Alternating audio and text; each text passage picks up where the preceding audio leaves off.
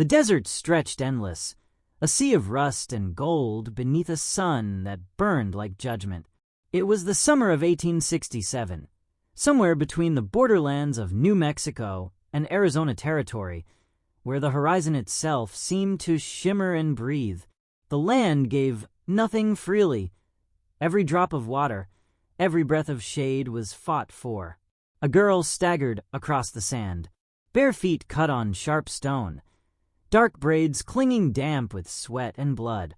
She was Apache, scarcely more than 18, her breath ragged, each step weaker than the last. Her hand pressed hard against her chest, over a wound just above the heart. Blood seeped through her torn dress, staining it deep crimson. She kept her shoulders tight, trying to shield it, unwilling to expose her shame or weakness to the open sky. Above her, vultures traced lazy spirals, black shapes circling patiently, as if they already claimed her. From the ridge, a lone rider paused. Ethan Cole, a cowboy hardened by years of dust and loneliness. He saw the girl falter, then crumple to the ground. His reins tightened in his fist. The desert whispered its indifference. Ethan's eyes narrowed. Would he ride on, or step into fate's snare? Ethan dismounted slowly, boots crunching on gravel. His horse snorted uneasy, ears flicking at the smell of blood. The girl lay curled in the sand, chest rising shallowly, her hand still clamped against her wound. He knelt, brushing dust from her face. She flinched awake, eyes sharp as obsidian despite the haze of fever. She shoved his hand away, whispering in her tongue, then forcing out broken English. Naeli. No, no touch. Her voice cracked, dry as the desert air. Ethan frowned. You're bleeding bad. Let me help. She tried to push herself up, but her body betrayed her. Blood seeped fresh between her fingers. Her eyes darted, wild with shame. She tugged her dress closed at the chest, trembling. Naeli. No, see, not you. Pride burned in her, even as life slipped away. Ethan recognized it. The fierce dignity of a people who bowed to no one, not even death. He could walk away, let her hold her secrets into the grave. But something in her eyes, something defiant, rooted him. Listen, he said firmly. You keep pushing me off. You'll be carrion by nightfall. She turned her face aside, jaw set. She would rather die than bare herself before a stranger. Her strength gave way, and she sagged back into the dirt, half-conscious. Ethan's jaw tightened. He glanced at the circling vultures, then back to her fading breaths. Whether she wanted it or not, he couldn't leave her. Ethan ripped his bandana free, then tore open the sleeve of his shirt with his knife, fashioning strips of cloth. He spoke low, steady, though she hardly understood. Easy now, not looking to hurt you. She stirred weakly, protesting, but her words dissolved into a whisper. Ethan pulled her hand gently from her chest. The wound was bad, a jagged tear just beneath her collarbone, deep enough that each beat of her heart threatened to spill more of her life into the sand. Her eyes flicked open, and she gasped, clutching the torn fabric of her dress to cover herself. Don't, she rasped, tears streaking dirt on her cheeks. Please. Ethan froze. In that moment, he saw it wasn't just pain, it was shame, the fear of being vulnerable in the one place no Apache woman would wish to be exposed. He bowed his head slightly, as if to honor her pride. Ain't about looking, girl. It's about keeping you alive. He poured whiskey from a flask over the wound.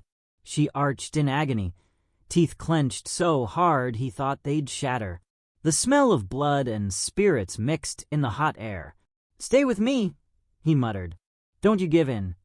With careful hands, he pressed cloth hard against the gash, wrapping it with the torn sleeve. His fingers worked fast, practiced. He'd patched men on cattle drives, though never like this. Each movement was firm, unyielding, yet respectful. His eyes fixed only on survival. Her resistance faltered. The fight drained out of her as the desert spun around her vision. She looked at him once more, something softer breaking through the mistrust. Then her lashes fluttered, and she collapsed fully into his arms.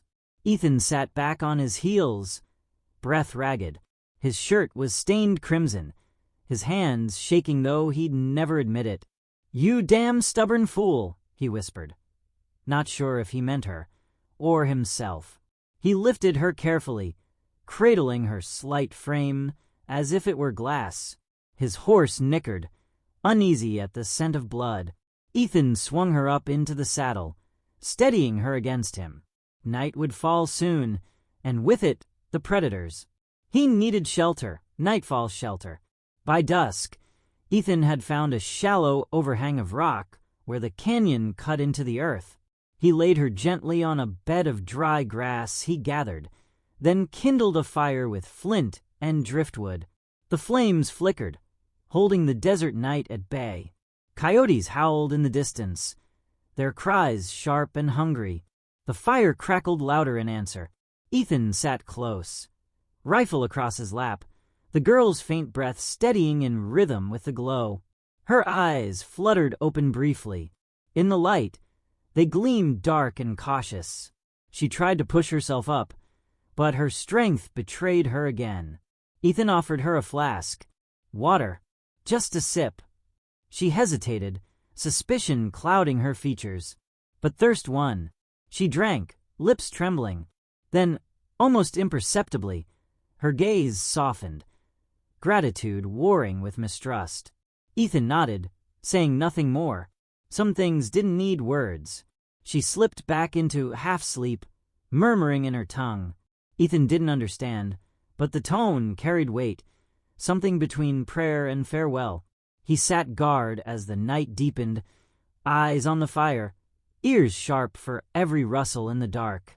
Clouds gathered on the horizon, their edges lit by distant flashes of lightning. Storm was coming. Ethan looked once more at the wounded girl beside him. He'd saved her from bleeding out under the vultures. But in the wild lands of the frontier, survival was never just one battle. The real trials had yet to begin. The awakening. The storm passed in the night, rolling thunder fading into silence. By dawn, the desert smelled of damp earth and sage. Pale light spilled across the canyon walls, painting them in gold. Ethan stirred the fire back to life, placing a strip of dried venison across the flame. His eyes flicked to the girl. She lay still, breath shallow, but stronger than the night before. At last she stirred, lids heavy, lashes wet with fever sweat. She struggled to sit, and Ethan steadied her with one hand. "Easy now," he said. "Got food for you." He tore the meat into smaller strips, placing one in her hand. She examined it as if suspicious of trickery, then nibbled. Her lips moved slowly, chewing as though each bite demanded willpower. After a long pause, she spoke, her voice broken, thick with accent. "Naeli, you, cowboy?" Ethan raised an eyebrow. "Reckon that's what I am." Her dark eyes studied him, wary but curious. Then, pressing her palm lightly to her chest, she said softly, "Naeli." He repeated it awkwardly. "Nah, Yelly." She nodded once. "Name means I love you." The words lingered between them. She lowered her gaze, cheeks flushed, not from shyness, but from fever. Ethan cleared his throat, poking at the fire. "Naeli, that's a strong name." Slowly, haltingly, she explained. Broken phrases, half Apache, half English. Bandits had struck her people. They killed, burned. She escaped, but not before one's bullet tore into her chest. They'd chased her into the desert, certain she would bleed out. Her voice broke, and she looked away, eyes hard as flint. Ethan said nothing. He knew loss when he heard it. Instead, he pushed another piece of meat toward her. Sometimes silence spoke, kinder than words. Man versus nature. By mid-morning, the canyon floor burned under the rising sun. Ethan packed what little he carried, slinging his rifle across his back. He helped Nayeli stand. She swayed, one arm wrapped over her bandaged chest.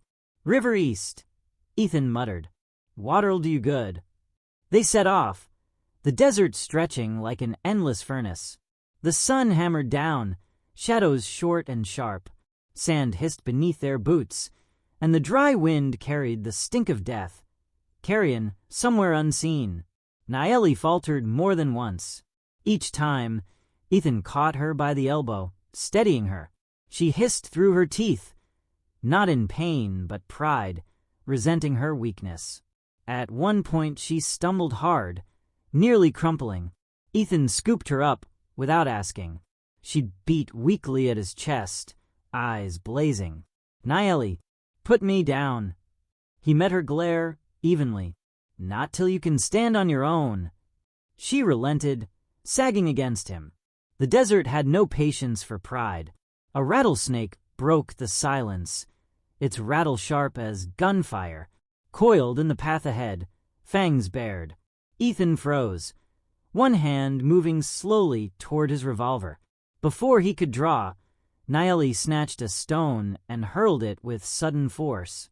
The rock struck the snake's head, snapping it sideways. The creature writhed, hissing, before slithering off into the scrub. Ethan blinked, lowering his hand. He glanced at her. She gave the faintest smirk, breath shallow but triumphant. For the first time since finding her, Ethan laughed, a short, rough sound. "Guess you don't need me for everything." Their eyes met, and in that glance, trust flickered. It wasn't spoken. It didn't need to be. They trudged on, vultures circling overhead, wings black against the glare. But for the first time, it wasn't just Ethan watching her back. Nayeli watched his too, man versus man. The canyon narrowed as they pressed eastward, red rock walls climbing high on either side. Shadows cooled the air, but the silence grew thick, too thick. Ethan slowed, every instinct pricking. Voices drifted on the wind, harsh laughter, Spanish curses. "Bandits." Nayeli stiffened, clutching his sleeve. She whispered one word, voice tight with dread. "Nayeli, men." Ethan guided her into a cleft of shadow, pressing her gently against the stone. He crouched low, rifle ready.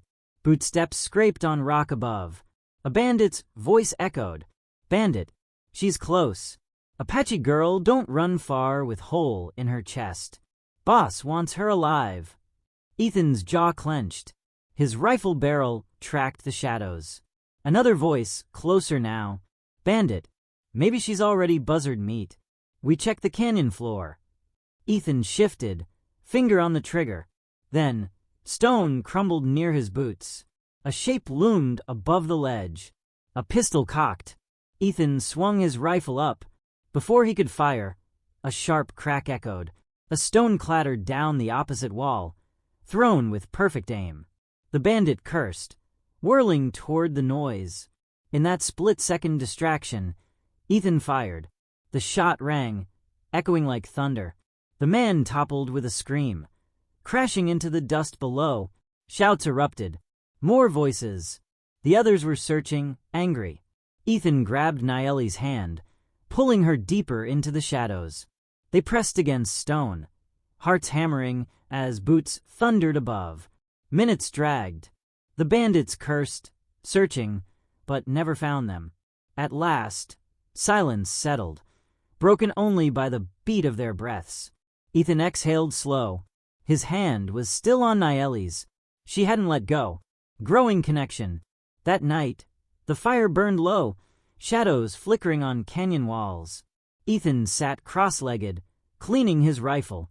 Nayeli sat opposite, wrapped in his spare blanket, eyes fixed on the flames. Her voice came soft, halting. "Nayeli, I thought I'd die in sand." Ethan looked up. Her eyes glistened with something unspoken. Not fear, not quite hope. He gave a slow nod, his voice low, steady. "Ethan, not while I was riding through." Her lips curved faintly, though pain lingered in her gaze. The fire popped, throwing sparks into the night. A wolf howled far off, answered by another. Naeli shivered, and without thinking, Ethan drew closer, wrapping an arm around her shoulders. She leaned into him, hesitant, but not resisting. Two wanderers, bound by blood and fire, sharing warmth against the wilderness. Outside the fire's glow, the desert waited, the river crossing. The desert broke, at last, into a ribbon of green. Cottonwoods leaned over a slow, winding river, their leaves trembling in the morning breeze. The sound of water was like music after days of silence. Ethan dropped the packs with a grunt, sweat streaking dust from his face.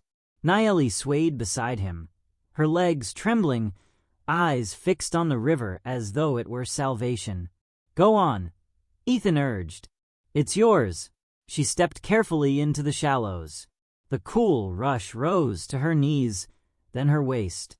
She knelt, gasping as the water wrapped her body, washing blood and sand away. Her trembling fingers touched the bandage across her chest.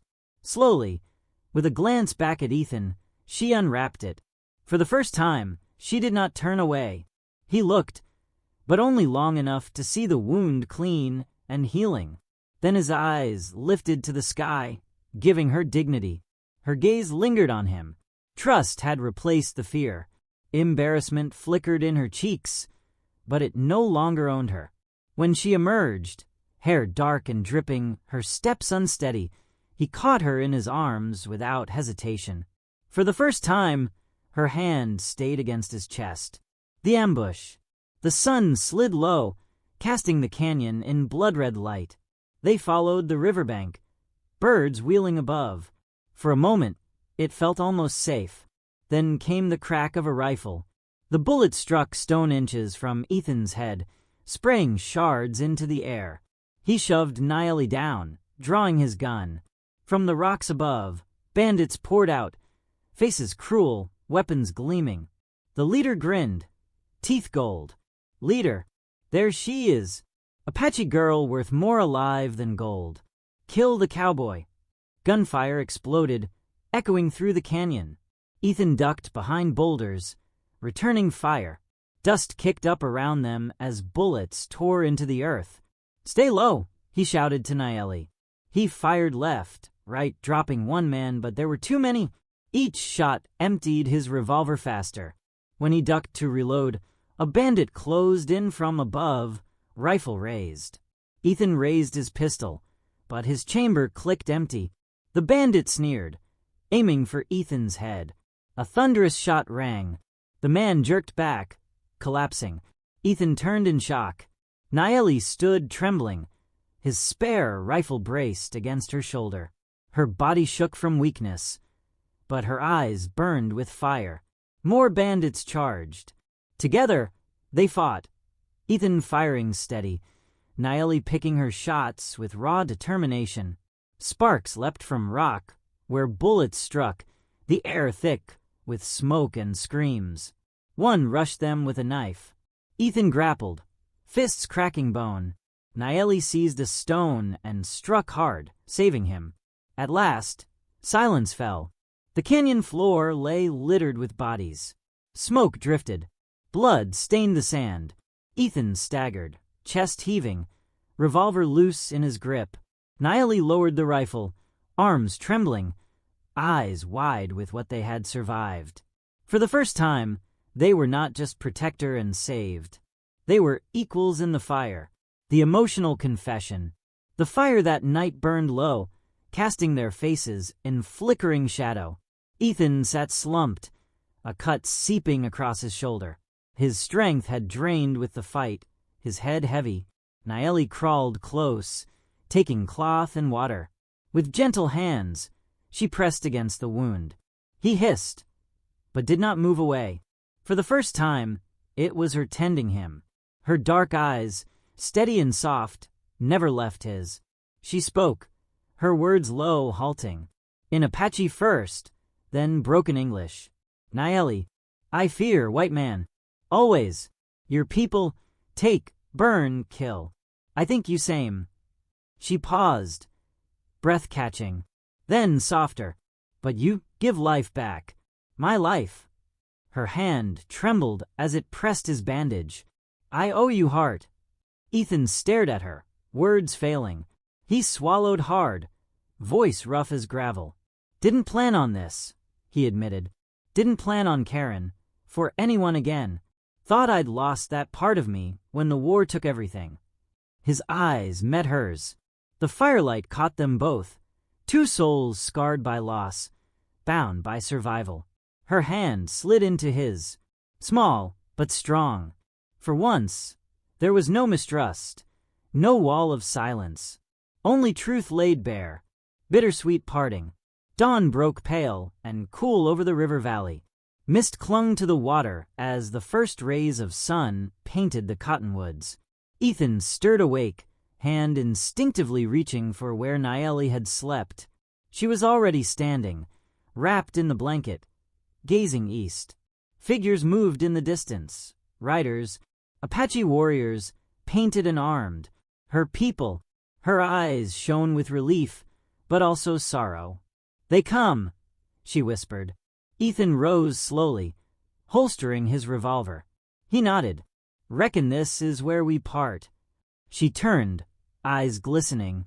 Her lips trembled, but she said nothing. Instead, she stepped forward, pressing her hand against his chest, over his heart. Softly, almost like a prayer, she whispered his name. "Ethan."